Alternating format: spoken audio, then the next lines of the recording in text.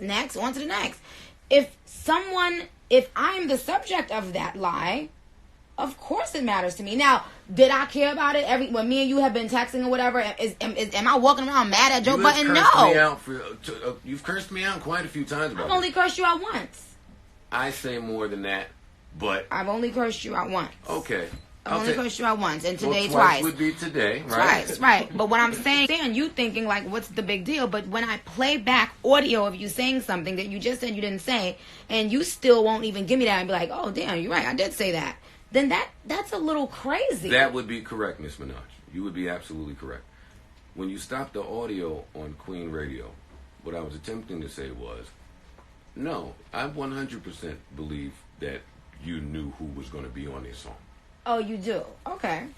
And I thought I later furthered that point on the show that you referenced by saying, I don't think that you knew that verse was going to sound like that. First of all, can you reply to me? Because I understand that I'm negating. When I am on a song, meaning when you hear it, I've heard it. So let the world know. Let y'all understand how shit works. There isn't a song in the world that Onika Tanya Mirage is on that I have to clear every record, which means I have to hear every record I'm on. Okay, Joe? Did you change anything about that verse after you heard whatever the last final product was from her? Because we said that too, that it sounded like some things might have been altered. So before I answer that question, because I don't have a problem with answering that question, I want to go on record having both of us acknowledging the fact that you, for a long time, you and your sidekick said that y'all don't believe Nicki knew about the verse was on the song, and now you're saying you just think maybe I didn't hear the final product. We said that then too, but yes. So let's make it. So I just want to clarify. I knew the verse was on the song. No, we not. I'm about to hang up on him. I knew the verse was on the song. I hate that I'm even giving this stupid fucking song this much attention. That's what I'm asking. It was really about you. That's what and I'm that's the whole thing. No. It was really about you because this is what everybody on live needs to understand. It wasn't about the song. It was that you did it with that song, and then you did it with this song, Hot Girl Summer, which is, even though you didn't say it like in a mean way, even with Hot Girl Summer, you said, for Nicki to go on live with Shorty, I believe that the song is already coming. I think Nicki's a little bit more calculated than that, and I think that that's kind of like bullshit. I don't think that the song isn't done or it's not already being in the works when Nicki went on live. And I said, hello, Joe, no, it's the actual truth. Nothing was in the works. Mm-hmm. I wasn't asked to be on the song before that live. So I just want to let you know, this is the second time I did a record where a female was on the record, where you put something out in the world that is basically saying Nicki's lying. So it's not about the song, it's not about the person, it's just about, I think, for whatever reason. You think alright, I got it. I got it. I fucking figured it out by what you said just now and what I was able to hear through the apple cracked doors after I was escorted off the premises. Shut up. Yes, go ahead. It sounds like you think I give you unfair criticism because of maybe prior relationship, or like it just sounds like you think I treat you unfairly. Yes, I think that women hate. You think I hate women? No, and I don't know because I don't watch enough to know. I just hear and see what you say about me. So when I make a statement and then you negate what I've said, then it's basically painting me out to be a liar. I don't like that. I take offense to that. Okay. I'd rather you go in there and say Nicki's a bitch. Nicki's always, she's habitually late. She's this or that. Well, like, I don't care. It's certain things about myself. If somebody says that about me, I know who I am. I'm not mad at who I am. But the lying thing, it does get, I am going to take it personal. If 2 times I did a song with a female and you put out a narrative that wasn't true, and then when I said it's not true, you still don't believe me. So you have to understand that there are people that are going to believe you. Now they're thinking, oh, this psycho bitch just begin up on her platform lying. And I just want you to understand that that's not okay. And when people say, oh, you shouldn't care, or are you in your feelings, bitch, fuck you too if you think that I'm in my feelings or I'm whatever the fuck you think, because I am me. I'm a human being, and I have to defend myself because there's nobody else out there defending Onika Tanya Mirage. So I have to defend myself. Your husband will defend you. Don't do that. My husband's gonna defend me, but my husband is not a public figure. All I was saying, no, that's not true. All I was saying, I'm about to turn it off because I know this is your show and we want to make it exclusive. But I love you guys. You guys are awesome. Yeah, I don't care if y'all hate me. I don't think my fans don't hate you either, and that's the point. No, they do. I just want to show that, like, my thing is, I know you guys are going to speculate. That's what media does. You guys speculate, y'all have fun. It is what it is. But when I come out and actually say, hey guys, this is exactly what happened, and then you basically say, nope, I know Nikki, I know she went. It makes me look like a fucking psycho. Is all I'm saying. That's all. Here's a question. And you did it with 2 songs with 2 female rappers, and that's why people have the narrative of Nikki and female rappers. Certain people in rap, gatekeepers or people, if y'all keep on doing that to me, y'all are pushing that narrative. Do you believe that there are gatekeepers in hip hop, and do you believe that members of the media are some of them? Of course, yes. Who else would be the gatekeepers of hip hop? You gentlemen, you barbs chime in and tell me how y'all feel about it. Do y'all think that media members are gatekeepers? Definitely. Not all. I think so, 100%. Some of them. Can we define gatekeeper at this point? Because steering the narrative and creating an opinion to me is not a gatekeeper. Because people online are going to believe what they want to believe. That's not true. I don't know if I could say that's a so you really trying to tell me that when he went out and started saying that thing over and over about the motorsport thing, him and his sidekick, that didn't make millions of people start believing something untrue about me? As much as I'd like my friend to have that much influence, I don't. Well, then you are psychotic too. I don't think that's when the case. Someone has a show that's being broadcast to people, they have a voice, and they can influence the way people think about other people. And if I'm not sitting in the room to defend myself, then they turn off their radio, and that's what the fuck they run with. Okay, cool.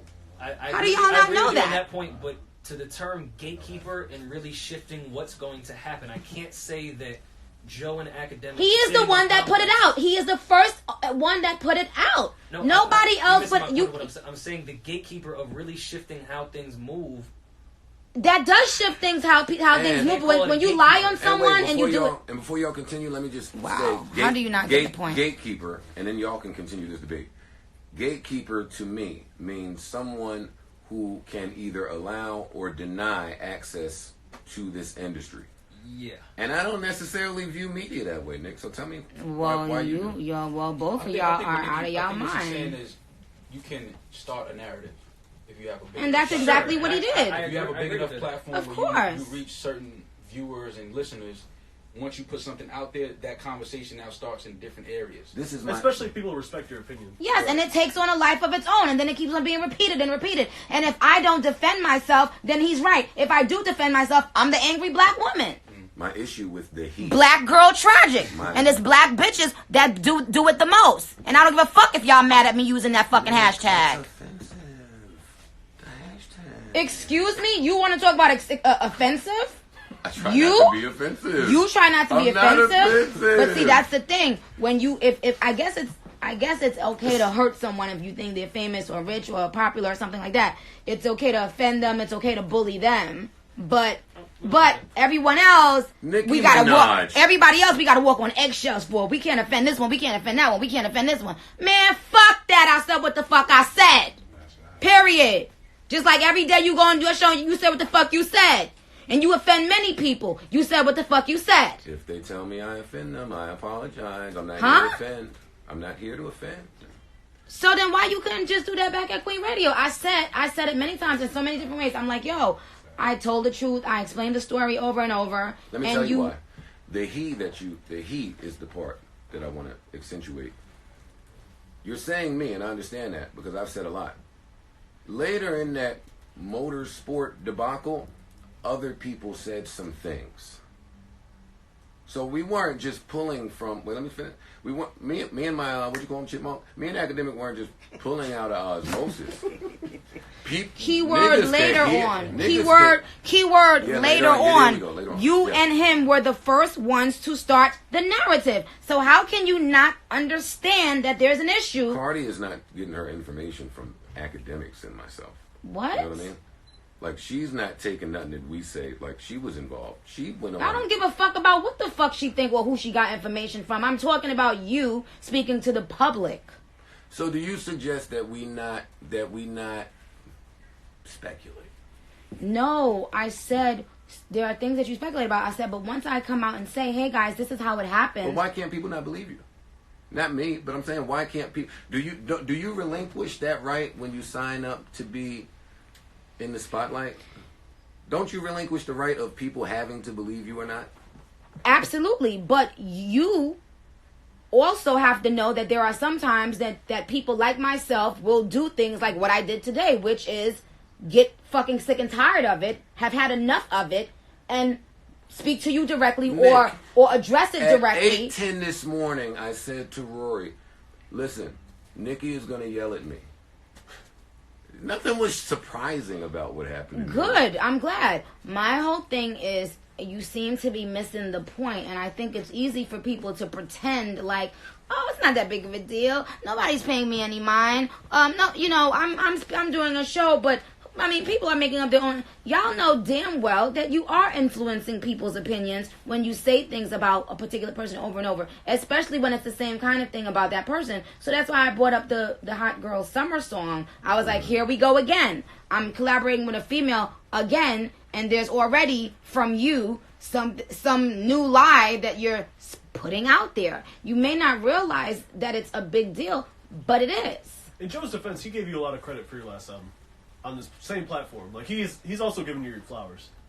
Yeah, listen, man. And what we talked about on Queen Radio, and I guess we'll just re-say it here, which you acknowledged as well that you didn't think we were being negative with it. We thought it was a genius way to roll out a song, and that's why, because we give your brain credit on how you have put your brand out there, we thought it was a really good way to roll out a record. We thought you and Meg getting on there talking y'all shit was amazing. It got all the buzz. I didn't say, and again, I said that y'all didn't say this one in a negative way. But the first time him and his sidekick did it, it was extremely negative. Okay, it was extremely negative. This time, so now when you do something like that to someone, their guards have to go up because now it's you like, don't know that I love you. But to I me, said that to you on many phone calls that we've had in private, and still you treated me so horribly up there. I don't feel like I treated you horribly up there. I feel like you didn't even want to allow me. You didn't even want to allow me to. I don't think I ever had a nigga cut my mic off in my life. In my I don't think that you were trying to understand that it's not okay to, and I'm just gonna leave it at this because I don't want to beat a dead horse. I feel like at a certain level it gets a little bit personal, and that's what it is. Like sometimes it can feel like a personal attack. I would like us to start there. Okay. I know that we began with a motorsport conversation, but honestly, for me, our phone calls, and me doing your shit, you doing my shit, there are amazing things happening in the ecosystem, and I think that this meeting between you and I, both at your shit and at my shit, is really important to note. Right now, my focus isn't on motorsport. My focus isn't on anything of old, to be honest. I think that you're in a different space.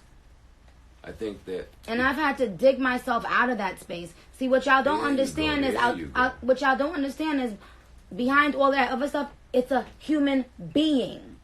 And when there's a big hate train and that people like you and Charlemagne and people like that are spearheading, we're gonna get to that. Are spearheading later, though. And people like DJ Envy, who was sending text messages today, but who was one of the people who I thought was my friend, who was up there DJ trying Envy to. has never said a bad word about a soul in his life.